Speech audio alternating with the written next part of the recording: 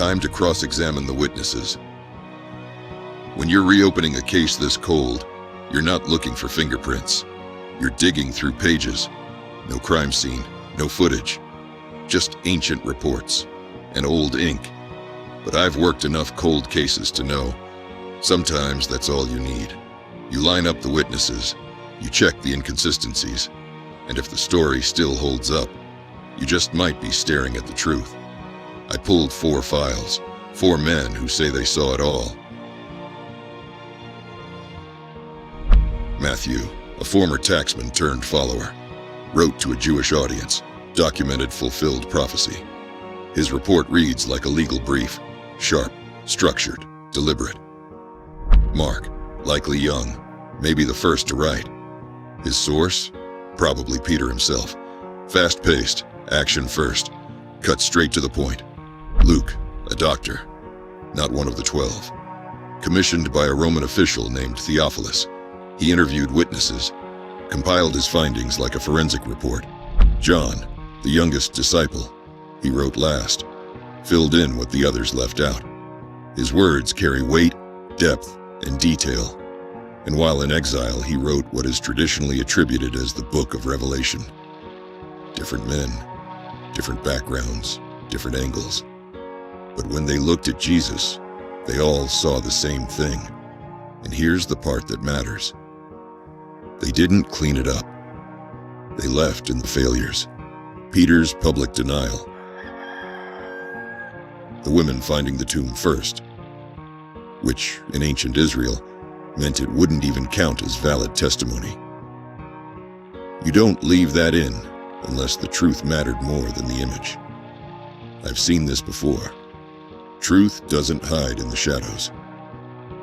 It stays in the cracks, under pressure. So I ran a cross-exam on 3 major events. Event 1, the baptism. Matthew says the heavens opened. The Spirit descended like a dove, and a voice from heaven said, "This is my Son." Mark says heaven was torn open. The Spirit came down like a dove, and the voice said, "You are my Son."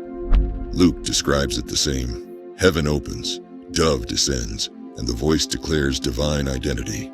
And John, he flat out says he saw the Spirit come down like a dove and was told, "This is the Son of God." As you can see, the pattern holds. The heavens open, a dove descends, a divine voice speaks. All 4 accounts, independent, unique, report the same supernatural moment. And Luke wasn't even there. He got it from those who were. That's not embellishment, that's alignment. Event 2, the feeding of the 5,000. Matthew says 5 loaves and 2 fish. Jesus gives thanks. Everyone eats. Everyone's full. Mark, same thing. He takes the bread and fish, blesses them, hands them out, and they all eat their fill. Luke echoes it. Same numbers, the same motion, same result. John confirms it too. 5 loaves, fish, distribution, satisfaction, and they even gathered the leftovers. Same numbers, same miracle, same motion. 5 loaves, 2 fish, thousands fed, and the leftovers, even they made the file. This wasn't a fable. This was a field report. Event 3, the resurrection. Matthew, he is not here. He has risen, just as he said. Mark, you are looking for Jesus. He has risen. He is not here. Luke, why do you look for the living among the dead? He is not here. He has risen. John, he walks in, sees the linen, sees the cloth, and he believed. No one claims they saw the moment itself, but they all report the same aftermath. An empty tomb, grave clothes left behind, and the same phrase, "He is not here." And here's the wild card. Every account puts the women first on the scene. In a culture where women couldn't testify in court, you don't write that unless it happened. That detail alone adds weight to the entire file. Want more evidence? Crack open the book of Acts.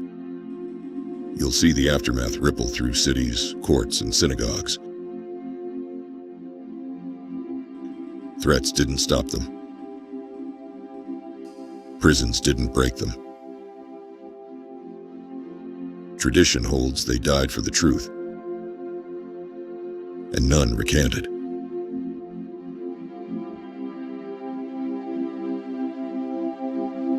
You die for something real.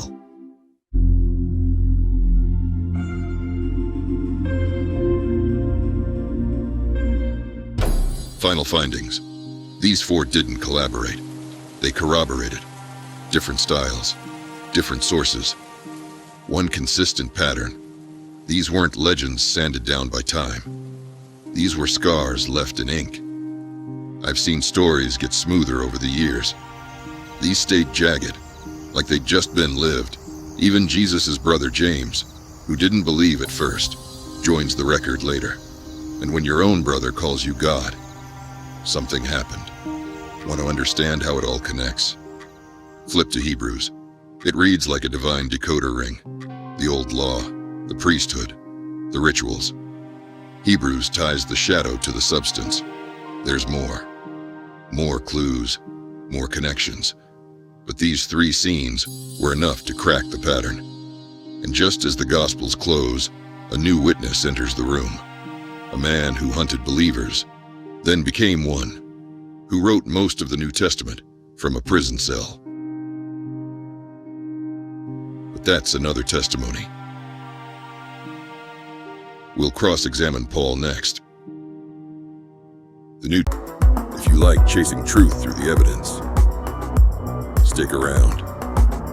Subscribe, like, and share. The case is always better when we work it together.